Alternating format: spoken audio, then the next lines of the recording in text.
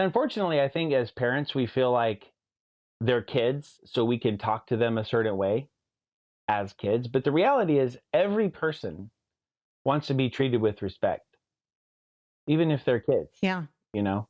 Yep. And so this is just another one of those things where I want to be listening and thinking about, how am I treating my kids? How am I speaking to them? You know? Yeah. And we know Yeah. that fathers and mothers, but fathers are called to bring their children up in the discipline and instruction of the Lord. But before that, it says, do not provoke them to anger. Right. And of course, we know one way to do that is by being harsh. It says, a gentle answer turns away wrath, a harsh word stirs up anger. So Yeah. if I'm harsh with my kids, that's stirring up anger. And Yeah. so I want to treat them with gentleness, with respect, with patience. And then they're learning, oh, that's how we treat each other.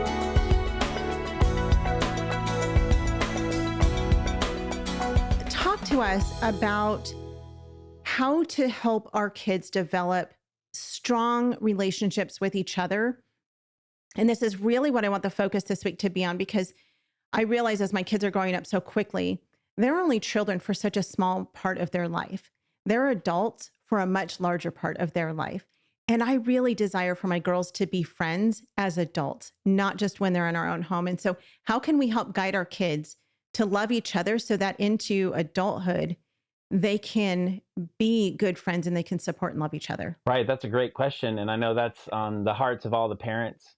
And as you pointed out, when you have a bunch of kids, it seems to multiply the Yeah. fight possibilities. I mean, how many possible fights could be going on at one time? I remember driving down the road, and there was an all-out yelling fist fight between my two Oh oldest my boys gosh. years ago. We're driving, like we're in the van driving, and there's this absolute fight going on. And we have had to, over time, figure out, how are we going to teach our kids those things you're saying? But at another level, there's just a need to have a peaceful home. Yeah. That's one of the Yep. great desires, because it's so difficult when there's all the bickering, all the fighting, all the tattling, and you're just going crazy. And so, and the fact is, discipleship and education can't even happen if Right. there's not peace. And so you have to establish the peace. And so that's what, we can talk about that, how we can establish the peace and how we can help them to develop those things. That reminds me of Proverbs 17:1, which says, better is a dry morsel with quiet than a house full of feasting with strife. And Oh, it just yeah. reminds me, we just wish it would just be peaceful. Another reason that we want to have peace in our home and we want to teach our children these things is because that's honoring to the Lord.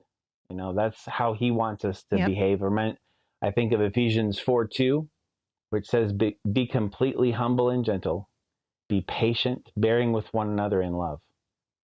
So for discipling our kids, we just want them to have, that's what it means. That's what it looks like to be a Christian. This is how we follow Christ. This is how we become mature people who deal with others. So anyway, those are some of our motives, just as you were talking about there. Um, and so for this time, I think one of the hardest things for us to think about is the fact that we have to set a peaceful example. Hmm. Um, when I hear my kids talk and they're like yelling at each other, being mean, sometimes it's very difficult because I hear myself. I've Yeah. probably taught them to yell and be mean in some of the ways that I interact. And so that's when I have to stop and self-reflect and say, okay, what kind of example am I setting? What's the tone and culture, of our home? And of course, some of our listeners might be guilty of doing the same thing I did, which is I hear myself yelling, stop yelling. Yeah. And it's like, okay, Right. that's a perfect example of, I'm not really in reinforcing what it is that I want my kids to be doing, right? Sure. Um, so one is to have peace in our marriage. Hmm. They're watching us. How are we fighting? Or talking or arguing or discussing? How do we deal with things? How do we deal with conflict? How do we, even make requests to each other? How are we talking to each other? And of course, a couple of verses, Proverbs 26:21 says, as charcoal to hot embers and wood to fire, so is a quarrelsome man for kindling strife. And of course, we know Proverbs 21:19 also, it is better to live in a desert land than with a quarrelsome and fretful woman. So I just, again, establishing the biblical basis for, he is calling us to be peaceful, not to be fighting, not to be quarrelsome. And so the first thing is just looking at our marriage and asking ourselves, are we presenting what we want to see? Yeah. And are they looking at each other, looking at us and going, oh, that's how we handle things, you know? Yeah. That's a high calling. And that's a huge responsibility for us as parents, because monkey see, monkey do. They really do follow suit with what we do and how we act. And you couldn't be more right. I mean, there are so many times when my girls say and do things and I'm like, that's me. Yeah. They're just imitating me. And whether it's with my tone or my words or whatever. And the other important part of it is how we are treating the children. Yeah. And unfortunately, I think as parents, we feel like they're kids, so we can talk to them a certain way as kids. But the reality is every person wants to be treated with respect, even if they're kids. Yeah. You know? Yep. And so this is just another one of those things where I want to be listening and thinking about, how am I treating my kids? How am I speaking to them? You know? Yeah. And we know that fathers and mothers, but fathers are called to bring their children up in the discipline and instruction of the Lord. But before that, it says, do not provoke them to anger. Right. And of course, we know one way to do that is by being harsh. You know, it says a gentle answer turns away wrath. A harsh word stirs up anger.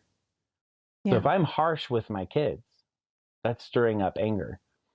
And so I want to treat them with gentleness, with respect, with patience. And then they're learning, oh, that's how we treat each other. So that's another part of the example, you know. Homeschool Insights is sponsored by CTC Math. If you're looking for a great online math program, visit ctcmath.com and try it for free. For more great homeschool inspiration and resources, listen to the Schoolhouse Rocked podcast every Monday, Wednesday, and Thursday.